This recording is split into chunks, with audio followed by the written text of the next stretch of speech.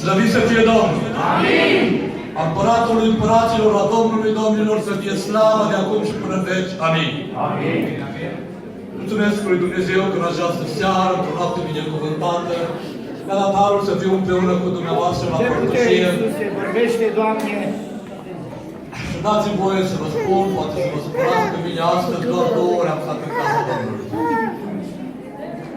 Nu mai mult? Aleluia! Azi doar 2 ore am stat în casa Domnului. Nu-i așa? Așa este. Și a fost până la 12, a fost ieri. Așa că azi n-avem așa de mult. Decât 2 ore. De regulă, programele pe zi țin cam 3 ore, nu? Iubiți frați, iubite surori în Domnul Iisus, mă bucur că în această seară să fiu cu dumneavoastră la părtășie. Frate Mircea, e adevărată zicala care spune multe cu multe se întâlnește, dar mai e un om. Mă bucur că în această seară să fiu împreună cu fratele Mircea, un frate scump. Îmi spunea fratele Gabi, stând pe bancă, frate Sorină, te avem înregistrat la noi în biserică, pe internet, predicând. Zic, măi frate, nu știu, ba da, pune biserica din Alcara și acolo te vei găsi. Nu știu câți ani au trecut de atunci, dar știu că mi-aduc aminte, atunci am predicat despre nunta din Cana. Vorbește, Doamne! În această seară nu mă interesează dacă predica va ajunge pe internet sau nu. Ceea ce îmi doresc în această seară, mesajul lui Dumnezeu să ajungă la inimile dumneavoastră. Aleluia! Și cred că Duhul Sfânt o va putea face în această seară și cred că cuvântul lui Dumnezeu care a fost semănat de frații mei și care va mai fi semănat nu se va întoarce fără să aducă rod. Amin? Amin? Cuvântul lui Dumnezeu are putere să rodească. Amin. Iubiți frați și surori, aș vrea înainte de a spune câteva lucruri despre cuvântul lui Dumnezeu. Să vă spun cum Dumnezeu mi-a dat harul să ajung în această seară aici. L-am văzut adineaori pe fratele Daniel de la Biserica Evanghelică, nu-l mai văd, dacă cumva mai e de aici să facă cu mâna, dacă nu cred că a plecat, Domnul să-l binecuvinteze. Ei au fost primii frați de aici din Vigo pe care i-am cunoscut și am ținut legătura cu ei și ne-am bucurat de părtășii împreună. El mi-a dat numărul fratelui Nicu, fratele scump, care v-a slujit la timpul de rugăciune. Prin fratele Nicu i-am cunoscut pe frații binecuvântați de Domnul din Orense și prin ei am ajuns în această seară să fim aici împreună, Domnul să vă binecuvinteze. Aș vrea să vă mulțumesc frumos pentru căldura pe care în această seară am simțit-o, pentru dragostea cu care ne-ați primit. Dați-mi voie să vă spun că nu sunt străin de lucrul acesta. Și dacă nu o să vă supărați pe mine, am să vă spun deschis, în urmă cu aproximativ 22 de ani și jumătate, când eram un tânăr adolescent, rebel, când nu mai îmi găseasem locul în societate, când mama mea mergea cu lacrimi în ochi și nu mai știa ce să facă cu mine, a venit la mine un frate rom și a încercat să mă iei cu cuvântul, cu Scriptura, mă țineam pățos și n-am vrut să mă calc. Dar atunci mi-a spus, frate Sorină, duminica sâmbătă viitoare la bunica mea, e noapte de veche. N-ai vrea să vii și tu. M-am uitat la el. Știam că mama mea se duce să facă prăjitură pentru acea noapte de veche. Și m-am gândit, zic, băi, zic, mă duc să mănânc și eu bine și apoi la ora 12 să plec la discotecă. Însă, frați și surori, în acea noapte, aș fi dorit să mă ies să mai fumez o țigare, dar s-a ridicat un frate în vârstă și a spus, fraților, dacă Dumnezeu ne-a binecuvântat și am ajuns în locul acesta, hai să citim un cuvânt și să facem o rugăciune, fără multe predică, fără multe explicații. Acum am gândit că 5 minute n-or pocni plămâni în mine, până se gata frații de rugat. Nu știu cât s-a rugat biserica, știu că eu m-am sculat după 4 ore de pe genunchi. Aleluia! Datorită acelei experiențe pe care am trăit-o cu Domnul în noaptea aceea și datorită unei lucrări care am avut-o printr-o soră, spunând în felul următor, prin Duhul Sfânt, tânără, mă cauți de multă vreme și nu știu unde să mă găsești. Seara aceasta m-am coborât să-ți vorbesc. Dacă te vei întoarce la mine, am să te trimit ca pe Timotei până la marginile pământului să predici Evanghelia. Seara aceasta sunt aici la marginile pământului. Dar înainte de a ajunge aici, la 12 ani, pentru că noi de multe ori ne uităm în calendar și vrem lucrările Domnului să se împlinească cum noi pocnim din degete. După 12 ani, fratele Mircea, cred că cunoaștem, în Rocheta cel Mare era o biserică exact pe malul mării. Vis-a-vis era Marea și doi frați de la Elim. Acolo m-am cunoscut cu fratele Mircea când eram la Elim în Arganda, slujeam ca și evanghelist în departamentul de misiune. Și m-am dus la Rocheta. Și după slujirea de seară, m-am dus să fac o poză pe malul mării, era o priveliște frumoasă în timp de noapte, așa cum dumneavoastră sunteți obișnuiți aici. Și când m-am pus și m-am așezat să fac poză și m-am uitat vis-a-vis la biserica, mi-am adus aminte că drept și credincios este Dumnezeu să-și împlinească cuvântul. Până la marginea pământului. Avem un Dumnezeu care își ține cuvântul. Își vrea în această zi să vă motivez, cumpime frați, cumpe surori. Poate că Dumnezeu v-a făgăduit multe lucruri și poate că stați în talia inimii dumneavoastră și spuneți, Doamne, mi-ai promis cu tare și cu tare lucru, când vrei să-l împlinești? Dumnezeu are timpul Lui. Și Dumnezeu nu se ghidează după ceasul și după calendarul de pe peretele nostru. Și Dumnezeu se ghidează după timpul Lui și după calendarul Lui. Noi dar trebuie să stăm în ascultare de cuvântul Lui Dumnezeu. Și să avem credința aceasta că Dumnezeu nu rămâne din minciună niciodată. Această seară aș vrea să nu răpesc timpul nimănui și nici ar vrea să predic prea mult. Aș vrea în această seară să mă uit la un cuvânt specific pentru seara aceasta. Un cuvânt pe care îl găsim scris în Evanghelia după Ioan, la capitolul 4. O întâlnire care Domnul Iisus Hristos a avut-o cu samarinteancă. Și de aici, cu ajutorul lui Dumnezeu, aș vrea să desprindem 3 piedici în calea mântuirii. Ele sunt mult mai multe.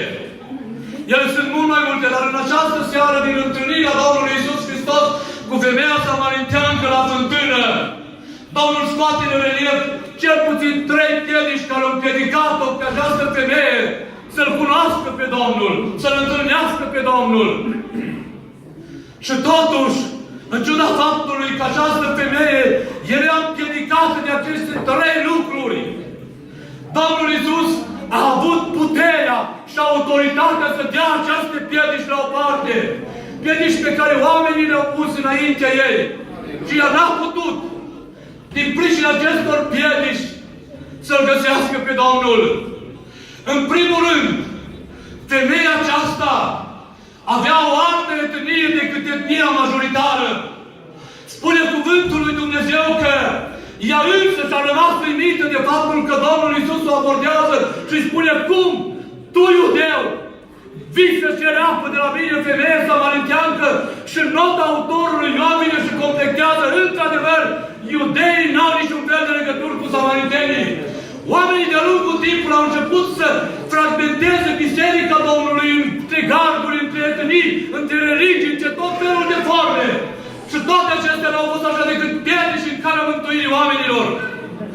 Domnul Iisus Hristos s-a apropiat de această femeie în ciuda faptului că ea nu era dintre neamul iudeu. Și de aici învățăm și învățăm că mântuirea pe care Domnul Iisus Hristos a venit să o aducă nu vizează o etnie aparte.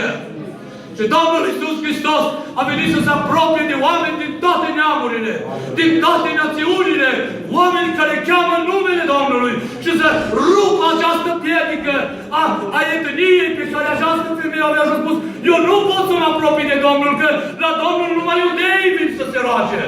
N-ați întâlnit în România oameni care vin și spun, dacă nu ești român, nu poți să fii creștin. Ați întâlnit lucrul acesta? Domnul Iisus Hristos a venit să spună oamenilor de orice naționalitate, de orice etnie, că chemarea lui Dumnezeu este valabilă pentru toți oamenii. Slăvit să fie Domnul care a venit să rupă această piedică, să dea la o parte aceste piedici și datorită acestui lucru, noi în această seară suntem aici să-L care eram dintre neamuri și au avut în vedere viața noastră. Mărit să fie Domnul pentru lucrul acesta. Apoi, o altă piedică în calea acestei femei. Ar fi vrut să-i spună femeia la întâlnirea cu Domnul Iisus: ascultă, învățătorule, voi vă închinați la templu, religia voastră. Noi ne închinăm de muntele acesta. Voi aveți o religie și un fel de închinare și noi avem altă religie și altfel de închinare. Și noi nu ne putem apropia de Dumnezeu că nu avem religia voastră. Și Domnul Iisus Hristos a venit să dea această barieră la o parte. Și a venit de la fântână. Când nimeni nu s-ar fi apropiat de această femeie și în câteva gânduri aș vrea să o cunoaștem pe această femeie. De ce această femeie a mers la fântână la ora prânzului? Și nu a mers pentru că apa din Israel se ducea dimineața sau seara și era rolul femeii. Bărbatul trebuia să procure hrana din Israel și femeia trebuia să procure apa. Și această femeie era la ora prânzului, când ucenicii s-au dus să cumpere de mâncare, când în Israel nu-i normal să mergi după apă datorită distanței lungi care le aveau de făcut oamenii până la fântână și datorită faptului că temperaturile sunt foarte ridicate în Israel. Și apa risca să se încălzească până acasă. Timpul de aducere apei acasă era dimineața sau seara. Și femeia aceasta n-a mers dimineața când toate femeile mergeau la fântână și nici seara. Și a mers în cel mai nepotrivit moment, la ora prânzului. Pentru că această femeie a mai avut o piedică. Pe lângă bariera etnică pe care oamenii au așezat-o, pe lângă bariera religioasă de care ea n-a putut să o treacă. Unii se închinau la Ierusalim, la templu, alții pe munte și erau diferențe religioase și au spus: noi nu putem să ne apropiem de Domnul din pricina aceasta. Femeia aceasta mai avea o piedică. Poate că în această seară este piedica ta în locul acesta. Poate că în această seară este lucrul care nu-ți dă voie ție să-L cauți pe Domnul și să-L întâlnești pe Domnul. Domnul Iisus Hristos s-a dus la această femeie și i-a spus: du-te și cheamă pe bărbatul tău. Știți ce ar fi vrut să-i spun în femeia aceasta? Doamne, eu sunt o femeie stricată. Eu sunt o femeie stricată. Doamne, eu de asta n-am putut să mă duc de dimineață cu femeile la apă. Că pe mine nu mă bagă în seamă cercul lor. Eu de asta am venit la cea mai ridicată temperatură din zi, ca și cum în Spania e și între ora 24, când e cel mai cald, când toată lumea își face siesta și nimeni aproape nu se mișcă pe stradă. La ora aceasta, femeia aceasta a venit să aducă apă și ar fi să-i spună: Doamne, eu nu pot să merg în rând cu toată lumea. Pentru că oamenii mă etichetează. Oamenii se uită la mine și mă marginalizează. Nimeni până acum nu a venit să se apropie de mine. Nimeni până acum nu a venit să stea de vorbă cu mine. Datorită faptului că eu aparțin unei alte etnii, datorită faptului că eu am alte religie, datorită faptului că eu sunt femeie stricată, totul m-a dat la o parte. În această seară, așa cum la fântână a venit Fiul lui Dumnezeu, să se apropie de această femeie. Nu știu care ți este sentimentul care te apasă și te împiedică să te apropii de Domnul. Dar aș vrea să spun în această seară: Iisus Hristos, Fiul lui Dumnezeu, a venit să rupă piedice, să dea o parte barierele, să aducă eliberare, mărită pe Domnul și gloria lui stinge. Gloria lui Dumnezeu! Tu ești aici, pentru că acolo pe crucea din dealul Golgotei, Iisus Hristos a deschis brațele și din doi a făcut una. Ca tu și eu în această seară să beneficiem de același har al mântuirii. Și într-o zi, în dreptul meu și în dreptul tău, și în această seară, Domnul vrea în dreptul tău să se oprească ca la femeie la fântână. Spune femeia: bărbatule, nu vezi că te adăp de izvoare care îți produc din nou sete? Tu nu vezi că izvoarele din care tu te adăpi trebuie să depui efort? Aleluia! Tu nu vezi și la urmă măcar dacă efortul tău ar fi de durată, dar te duci, te sacrifici până la fântână, aduci apă și apoi mâine iară trebuie să o faci din nou. Dar vreau să-ți spun, eu am o altă apă. Eu am o altă apă și cine bea din apa aceasta, în viață nu-i va fi sete. Mărit să fie Domnul! În această seară aș vrea să-ți spun, n-ai vrea să bei din apa vieții, din izvorul lui Dumnezeu. Iisus Hristos este astăzi aici și pentru tine a organizat această noapte de veche, ca tu, această seară, să poți să te adăpi din izvorul lui Dumnezeu. Vorbește, Doamne! Oh, mă rog ca Dumnezeu să-ți miște inima în seara aceasta și să înțelegi că cel ce bea din această apă, în veșnic va fi sete. Scumpul meu prieten, n-ai vrea în această seară să-ți deschizi inima, să vii cu vasul. A venit femeia cu găleata până și a plecat lăsând găleata acolo, lăsând vasul acolo. Și din această femeie marginalizată, din această femeie dată la o parte, din această femeie care n-avea curajul să meargă în rând cu toată lumea la fântână, pentru că era etichetată ca fiind imorală, ca având altă etnie, ca având altă religie și fel de etichete pe care oamenii le găsesc și le pun de multe ori pe viața noastră sau pe viața dumneavoastră. Din această femeie, în urma întâlnirii cu Domnul Iisus Hristos, când și întorcându-se înapoi, într-o femeie lipsită de credibilitate, aruncată la marginea societății, când s-a întâlnit cu Domnul, Aleluia!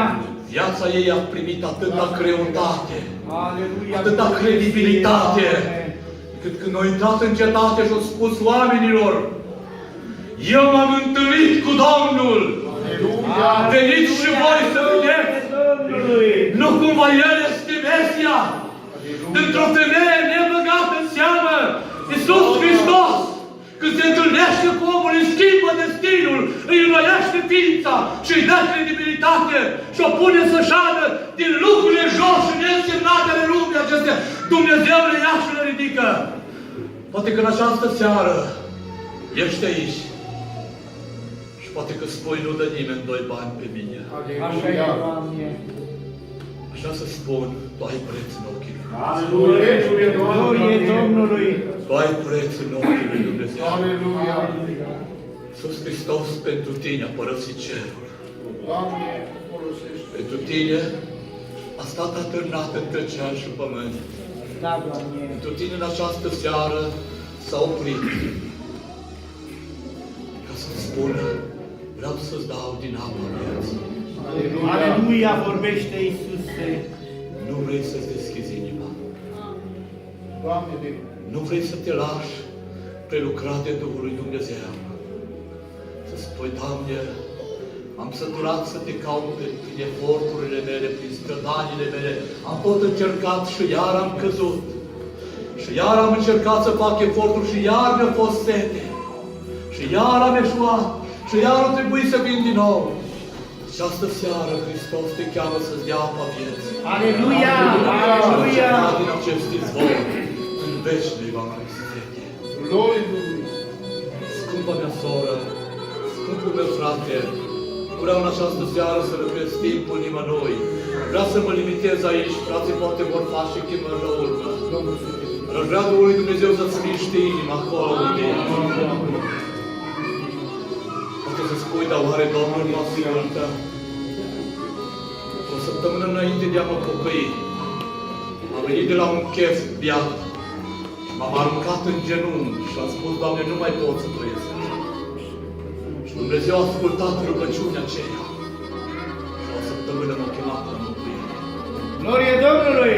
Frate și soră, dacă ești aici, Fiul lui Dumnezeu a venit să dea la o parte aceste piedici, să dea la o parte aceste bariere pe care oamenii le-au pus. și să spună că este aici. Folosește-ne, Doamne, Pentru ca Tu să te apropii de Domnul. Ca Tu să-L găsești pe Domnul și să înțelegi că Fiul lui Dumnezeu nu e limitat de barierele noastre omenești. Nu-L împiedică piedicile pe care le-au pus oamenii. Fiul lui Dumnezeu a venit să-ți aducă eliberare.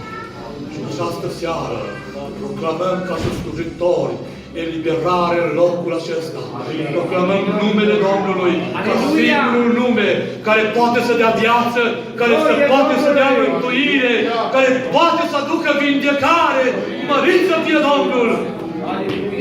Primește iertarea lui Dumnezeu și vindecarea lui Dumnezeu și bucură-te și dă slavă Domnului, căci Iisus Hristos ți-a atins inima. Domnul să vă binecuvânteze, frate.